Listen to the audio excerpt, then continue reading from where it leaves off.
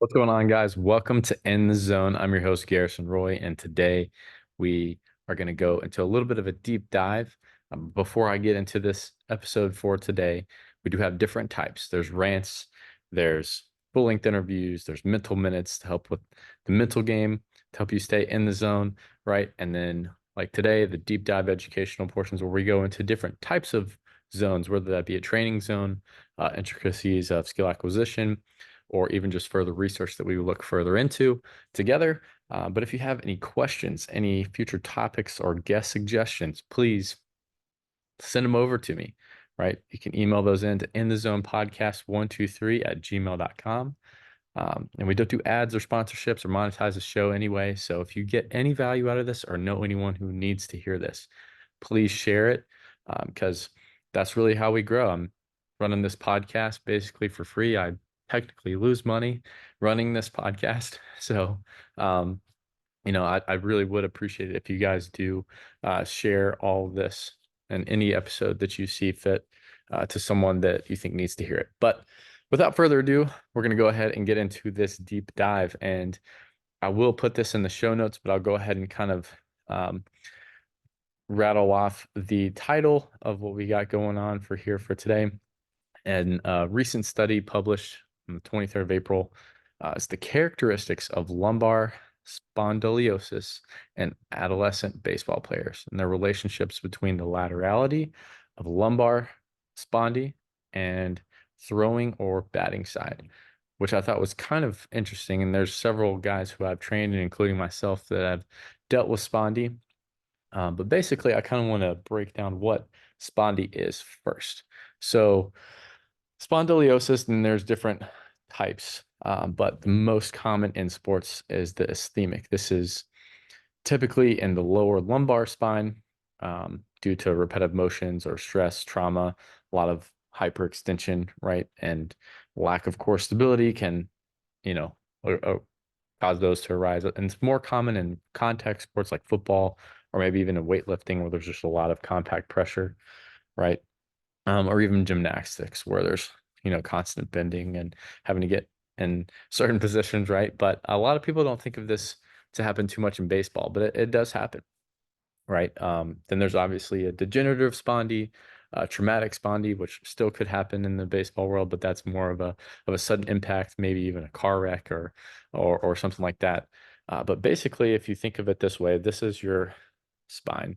It's that little bony part on the side. So whenever the spine crunches together, or you're getting into a crazy, lateral flexion or posterior anterior tilt of the pelvis, right? Those pieces can kind of basically hit each other, or they're running into other tissues, and it tends to put a little bit of a stress fracture or even a full fracture on that, unfortunately.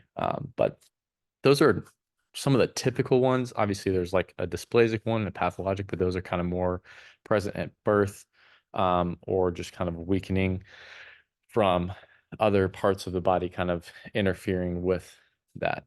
So that's basically what spondy, I'm going to refer to it as spondy to kind of be it in a simple layman terms here, but they did this on just baseball players, 85 of them actually, which I thought was kind of interesting. So the study or the amount, right, the number of people who they were doing this for is rather large, and they did it in groups of pitchers and groups of fielders.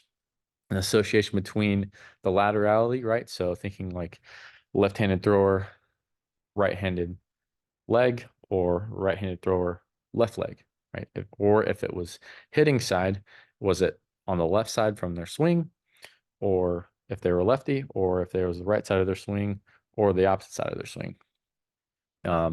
And among the pitchers, there were 16 on the throwing side, and 32 of them were on the non-throwing side.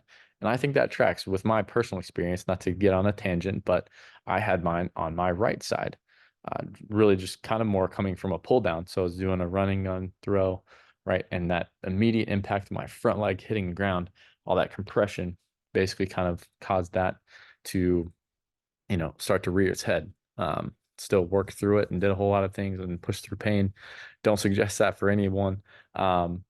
But it was kind of interesting how the pitchers had more on their non-throwing side, but for fielders, it was, you know, the laterality didn't change for either group. It was mostly on that non-throwing side, right? So obviously pitchers there was more, but for fielders there were, again, being an asymmetrical sport, a lot of rotation, a lot of things. When you throw, you're going to have a lot of that weight on that front leg, or when you're hitting, you're finishing on that front leg a lot. So there's a lot of that compressive load that's happening to the spine.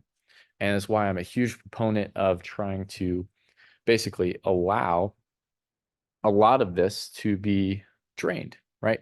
I'm a huge proponent of spinal hygiene moves. I've mentioned this in the Ito Portal spinal wave, right? If you learn how to move the middle part of your body really well, then really good things can happen, right? And if you're just training the limbs, or you're just focusing on certain things, even when you're throwing, and you're thinking too distal, too far out away from your body, you're missing a lot of the pieces of the puzzle that could be causing this, right? And I'm sure a lot of guys, even the lower level colleges or even high school, they tend to probably throw through it, or they lift through it, or they train through it, and it ends up being worse. So for any of you who are listening or may know someone who might be having some low back pain, if it's constant, if it's chronic, if it's reoccurring regularly, right? I would tend to get that checked. I'm a huge proponent of chiropractic care. My dad's one. I'm not saying that you need to go to a chiropractor, but it does typically help to kind of unjam some of those things and kind of, move those around. There's other ways to go about it as well. You can go get some soft tissue releases, or even if you want to go the super cheap route, you can hang from a bar, right? That's a great way to decompress your spine. Another one that I really love doing was a glute ham raise, but you basically are all the way at the bottom. So the glute ham raise that's straight out, you just allow your body to fold down and you decompress your spine that way. That's a great way to kind of release some of that stress. But again, a lot of this does have to do with core stability. So again, that's just kind of focusing on the pain point. But you also have to, if think of it this way, if someone has a very lordotic spine, or think of it this as their pelvis is tilting, right? That's going to put a lot of curve into their lower back, and all those pieces are going to be crunched up next to each other. So what you want to do is also strengthen the other side, the front side, the abs, right? We're focusing on inner abdominal pressure and things like Romanian deadlifts, or even squats. Those are really important, because I know that you're going to do those in school, you're going to do those in colleges. Um, as you get older, you may not necessarily want to tend to gravitate towards those type of lifts, or at least not super heavy, and do it in smaller dosages, or even just more in isometric holds. I think that's a really great way to still get some adaptations without stressing your body. You're putting it under stress, especially if you have a previous history of that. And one that I don't think a lot of people realize, and I'm not sure if it was classified as Spondy, but Mike Trout did have a similar issue to this with his back, where he had a small fracture. So he was out for a little bit for that. But that initial turn that you're trying to get whenever you're swinging, right? That little piece there, that's what's going to really do a lot for you, um, as far as performance goes. But you have to be able to have the capacity to get to that position, right? Can you bend? Can you actually fold into that and be able to withstand that? And I was actually a huge proponent of this. And again, say what you will about this guy, but Tom House put us on, me and my dad, onto this one very early in my career. And I actually did start to throw with my opposite hand. But he told us a story of Tiger Woods, where he would go to the driving range, and he doesn't necessarily hit every single ball, but as many swings as he did on his dominant side, he did just the same amount on his non-dominant side, right? So if you're lefty swinging, did righty, or righty, he did lefties. And I'm not saying that you necessarily need to do that. I've done that with certain guys, especially in season. If they're, lefty thrower, lefty hitter, or righty thrower, righty hitter, maybe they do some of the opposite side rotational med ball scoop tosses, right? During their training, that kind of helps counteract some of that, to keep some of that constant turning and rotation to one side, and help negate that a little bit. Obviously, there's other ways to do that, and I know one pro guy that I used to be around in particular, he was like, "Hey, yeah, all this rotating kind of gets your body out of whack, and you're turned and you're shifted, so you have to try to pull everything back, and you're never going to be perfectly symmetrical. We're asymmetrical beings when it all comes down to it. Don't want to get into that nitty gritty for this one, but I just really wanted to emphasize the fact that, hey, if you're not training your spine, if you're not going to be putting yourselves into certain adaptations to put yourself in a good position to be healthy and be able to move in these positions, you're going to pay a price, right? Um, so that's really it for this deep dive, guys. If you guys learned anything, know anyone who needs to hear this, please feel free to share the episode and stay in the zone.